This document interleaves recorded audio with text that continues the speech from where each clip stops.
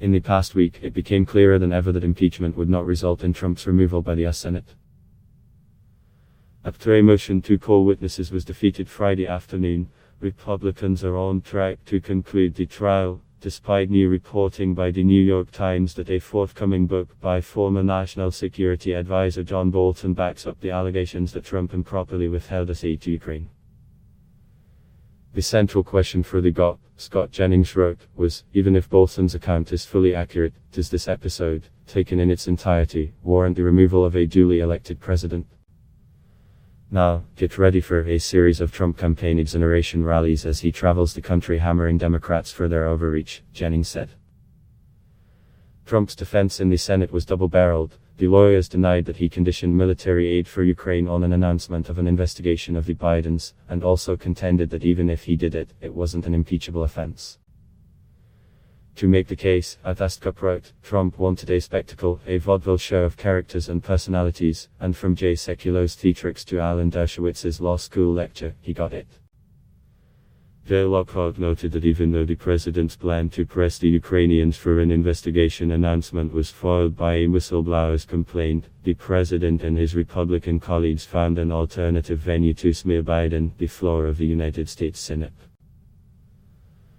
One of Trump's lawyers, former Florida Attorney General Pam Bondi, aired all the charges against Biden without providing ample evidence to support any of them. She, and the rest of White House counsel, misled the Senate and the American people on the basic facts of the case. Vox's Aaron Ruper wrote, shamelessness is a feature of Trumpism, not a bug.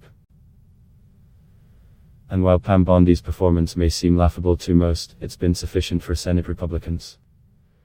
The Dershowitz doctrine, another Trump lawyer, Alan Dershowitz, helped make Senate Republicans feel better about their effort to exonerate the president with an argument Democrats and many legal scholars labeled ridiculous. If a president did something that he believes will help him get elected, in the public interest, he told Senate jurors, that cannot be the kind of quid pro quo that results in impeachment. Paul Begala observed, I did not go to Harvard Law, but I did go to the University of Texas School of Law, where I studied criminal law and constitutional law, but never dreamed a legendary legal mind would set them both ablaze on the Senate floor. The Dershowitz doctrine would make presidents immune from every criminal act, so long as they could plausibly claim they did it to boost their re-election effort. John Avlon labeled it the King Trump defense, and an insult to our Constitution and separation of powers. The Trump defense arguments won't convince voters, wrote Aisha Moody Mills. The impeachment process has provided Democrats with a treasure trove of damning evidence to fuel the campaign against him and convince voters that he should be evicted from the White House in the November election. Other takes on impeachment, Paul Callan, Democrats' impeachment fantasy crash. Sarah Ister, why it's time to move on from impeachment. Called Antonio, Trump in private, what really happens. Michael Zeldin, trial shows Trump is guilty as charged. Ellie Honig, Trump defense spins flimsy, misleading arguments. Amalia Sirica, Watergate judges' courage is what we need to date. Kobe Bryant. A week ago, the world was stunned to learn of the death of NBA legend Kobe Bryant, in a helicopter crash that took the lives of his 13-year-old daughter Jonna Bryant and 7 other people. It makes no sense, wrote Jeff Pearlman. It just doesn't compute, in the way GSK death didn't compute for my parents, in the way Len Bias death didn't compute for me at age 14. As a young athlete, Bryant emerged as a complex character. Pearlman noted, he possessed something few had witnessed before. Namely, a complete, total lack of self-doubt. His 5 NBA titles and 18 All-Star nods would fully justify that confidence. He was famously accused of raping a Colorado hotel clerk in 2003, and the ensuing legal drama often felt O.J. Simpsonesque in scale and magnitude, Pearlman wrote. For many, it seemed to signify the end of Kobe Bryant as a spokesperson, as a hero, as a star.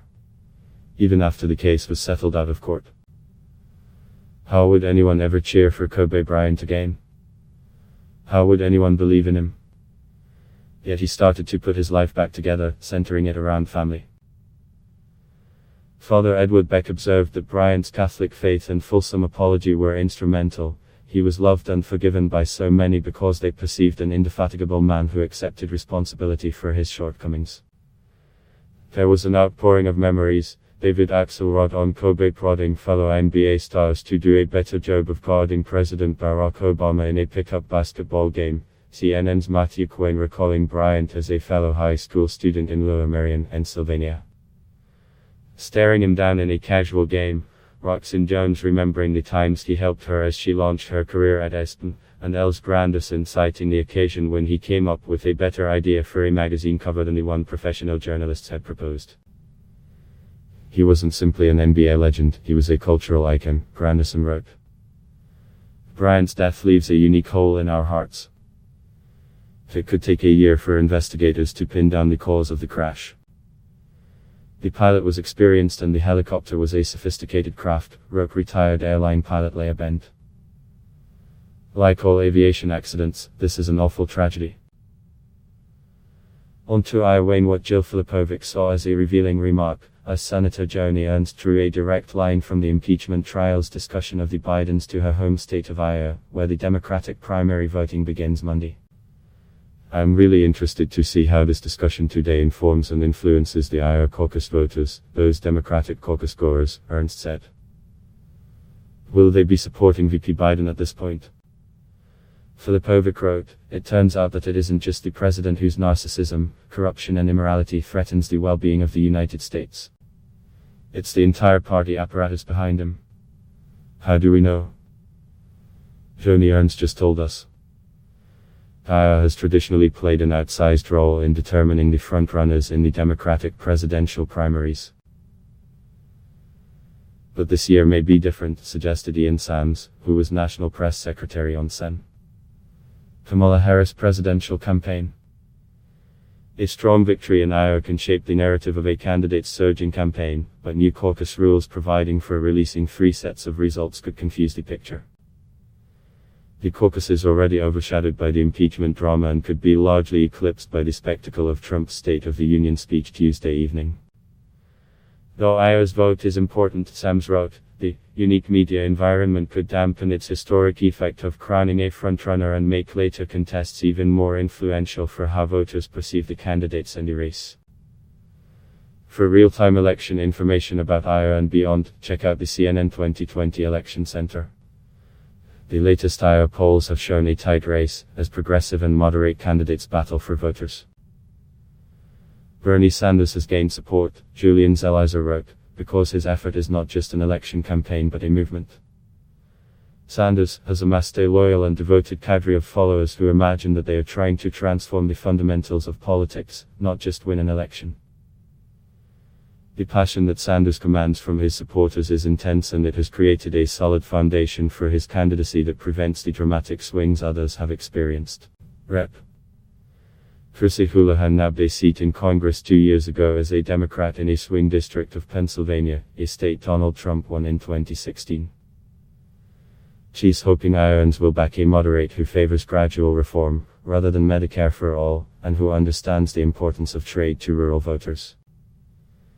The key, she wrote, is meeting voters where they are on issues like trade and healthcare, and proposing practical, pragmatic solutions for the American people. Now it's an emergency. Last weekend, Michael Bacherki wrote that it was baffling that the World Health Organization hadn't declared the Wuhan coronavirus a public health emergency of international concern. But as cases continued to spread and airlines restricted travel to China, on Thursday who did exactly what Bacherki had suggested. The full picture of the threat presented by the virus is still not known, but in addition to the health risks, it is fueling ugly stereotypes. Across the internet, wrote Jeff Yang, we've seen widespread eruptions of racist scapegoating, blaming Chinese for a disease that has so far only killed Chinese. He added, at the root of these reactions is something deeply insidious and very familiar. Throughout history, cultures have used ugly slurs on the savagery, backwardness or filthiness of foreigners as a way to rationalize excluding them, ejecting them or eliminating them. We are seeing this today in the language that Trump and some in his administration often use to talk about Latin American migrants and other communities, framing them as bestial and subhuman, as violent and barbaric, as diseased and unclean, all to rationalize inhumane policies. Trump's plan for the Middle East. In the midst of the impeachment drama, President Trump unveiled a long gestating plan to resolve the conflict in the Middle East, with the support of Israeli Prime Minister Benjamin Netanyahu and his rival retired Gen. Benjamin Gantz. Trump senior advisor Jared Kushner made the case for the proposal. We have established a clear path to a final peace agreement that meets the core requirements of both the Israeli and Palestinian people. Aaron David Miller, who helped craft a variety of peace plans over a long career in the State Department, said the problems with the new plan are manifest. Trump's deal of the century is more accurately called the steal of the century, he argued. It reflects the triumph of presidential arrogance, domestic politics and pro-Israeli bias over any commitment to serious peacemaking, let alone an already fraught two-state solution which the administration seems determined to bury. Mustafa Barghouti, Secretary General of the Palestinian National Initiative, was scathing in his criticism. By far the most flagrant part of the plan is that it ends any possibility for an independent sovereign Palestinian state, instead dividing the territories into ghettos and Bantustans, besieged, suffocated and isolated. Don't miss Rebecca Cokley, the next move in Trump administration's war on the disciplined Samantha Vinograd. Pompeo's interview shows he doesn't respect the free press. Carla Provost, retiring Border Patrol chief, crisis at southern border demands action by Congress. Tina Smith, the Ukraine scandal comes to Minnesota. John Avlin, the strange world of impeachment. Rock Lola Ispahani, how I explain Trump's travel ban to my daughter. Ronald Lauder, 75 years after Nazi death camp was liberated, the world pauses to remember Super Bowl star Jennifer Lopez at 50. Jennifer Lopez is continuing her remarkable comeback with a headliner role in the Super Bowl halftime show. Her star power is only growing stronger, wrote Holly Thomas. Lopez's 2019 got off to a rocky start. Her performance during a Motown tribute at the Grammys last February was widely regarded as being in poor taste, especially given that several big artists snubbed the event for rewarding too few black artists in major categories. It was embarrassing, but she shook it off, Thomas pointed out. Her 50th birthday tour was a success, along with her starring role in Hustlers. While other actors might balk at the thought of playing an aging stripper with a near-savage hunger for money, Thomas wrote, Lopez not only seized the opportunity, but suggested the now legendary pole dance scene which was her character's introduction. She took the role and the producer gig for free. As she later explained, yeah, bank on myself. It paid off. In an entertainment industry that renders middle-aged women largely invisible, Thomas concluded, Lopez demands not only visibility but a spotlight. No matter what knocks her popularity or her credibility, she always wins her audience back.